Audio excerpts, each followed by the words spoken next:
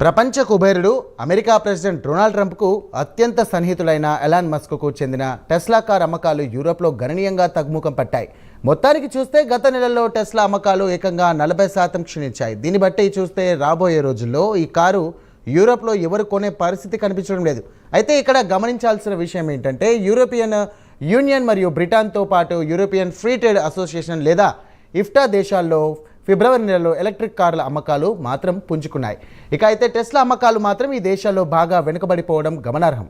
కాగా గత నెలలో టెస్లా కార్లు కేవలం 17,000 యూనిట్లు మాత్రమే అమ్ముడుపోతే గత ఏడాది కంటే 2024 ఫిబ్రవరిలో 28,000 యూనిట్లు అమ్ముడుపోయాయి. గత 12 నెలల్లో కాలంలో ఇక టెస్లా వాటా 2.8% నుంచి 1.8%కి పడిపోయింది.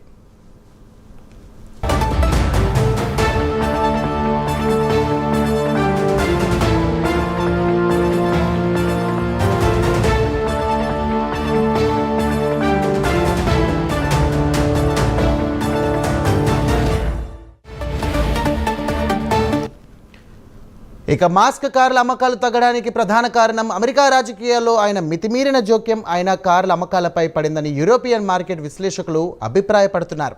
ఇక జర్మనీలో జరిగిన ఎన్నికల్లో కూడా మాస్క్ జోక్యం చేసుకున్న విషయం తెలిసిందే. ఆయన బహిరంగంగానే ఇక జర్మనీ పౌరులను ఏఎఫ్డీకి ఓటు వేయాలని పిలుపునిచ్చారు. దీనివల్ల ఆయన కార్ల అమ్మకాలు జర్మనీలో తగ్గుముఖం పట్టాయని చెబుతున్నారు. జర్మనీలో టెస్లా కార్ల అమ్మకాలు ఏకంగా 70% క్షీణించాయి.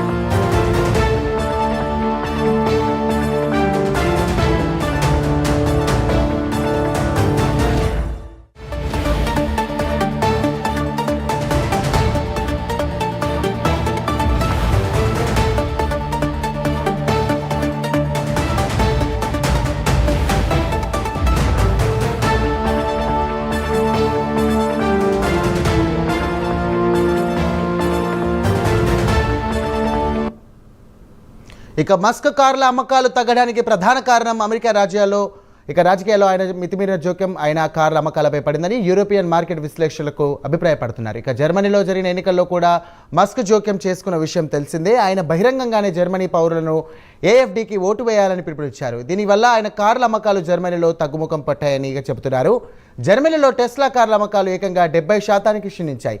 ఇక మస్క్ అమెరికా ప్రెసిడెంట్ డొనాల్డ్ ట్రంప్తో రాసుకొని పూసుకొని తిరగడం, టెస్లా బాస్ను అక్కడ ఫెడరల్ గవర్నమెంట్లో అనవసరపు ఖర్చులు తగ్గించాలని ఆయనకు పెత్తనమిస్తే ఆయన ఉన్న ఉద్యోగులను పీకేయడంతో ఆయనకు స్వదేశంలోని ఆయన పట్ల వ్యతిరేకం ఎదురైంది. ఇక మస్క్కు వ్యతిరేకంగా నిరసనలు వ్యక్తమయ్యాయి. ఇక దీంతో టెస్లా కార్ల డీలర్లపై దాడులు కూడా జరిగాయి. దీనిపై FBI విచారణ కూడా జరుపుతోంది. మస్క్ను టెస్లా టెర్రరిస్ట్ అని కామెంట్లు కూడా చేస్తున్నారు.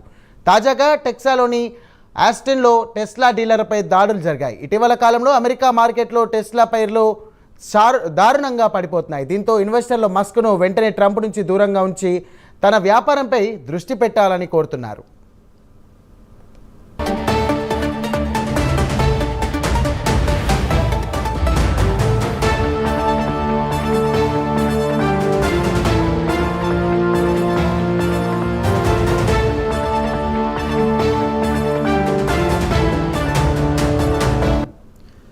ఇదిలా ఉండగా చైనాకు చెందిన BYD క్రమంగా ఎలక్ట్రిక్ వెహికల్ మార్కెట్లో తన వాటాను పెంచుకుంటూ పోతోంది. ఇక గ్లోబల్ మార్కెట్లో టెస్లాకు గట్టి పోటీ ఇస్తోంది.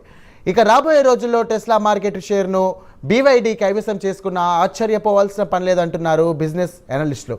ఇక బెటర్ లేట్ దెన్ నెవర్ అనే సామెతను మస్క్కు గుర్తు చేస్తున్నారు. వెంటనే రాజకీయాల నుంచి తప్పుకొని తన వ్యాపారం తాను చూసుకుంటే ఆయనకు మంచిదని, ఆయనను నమ్మి టెస్లాలో పెట్టుబడులు పెట్టిన ఇన్వెస్టర్లకు మంచిదని, లేదంటే ఇరువురు మునిగిపోవాల్సి వస్తుందని చెబుతున్నారు మార్కెట్ అనలిస్టులు.